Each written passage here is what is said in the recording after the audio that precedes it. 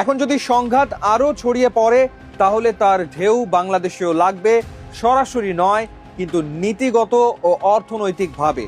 বাংলাদেশের লাখ লাখ নাগরিক কাজ করেন কাতার, বাহরাইন, সৌদি আরব, সংযুক্ত আরব আমিরাতে। যদি উত্তেজনা বাড়ে সরকারকে জরুরি হটলাইন চালু করতে হতে পারে, দূতাবাসের মাধ্যমে সুরক্ষা সমন্বয় করতে হবে, প্রয়োজনে সরিয়ে নেওয়ার পরিকল্পনা, ইভ্যাকুয়েশন প্ল্যান করতে হতে পারে। এটি তারেক রহমানের নতুন সরকারের জন্য প্রশাসনিক ও কূটনৈতিক বড় চ্যালেঞ্জ। বাংলাদেশের বৈদেশিক আয়ের বড় অংশ আসে মধ্যপ্রাচ্য থেকে।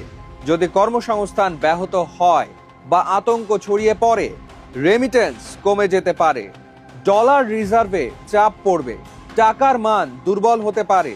নতুন সরকারকে তখন মুদ্রানীতি ও আমদানি নিয়ন্ত্রণে বাড়তি সতর্ক হতে হবে।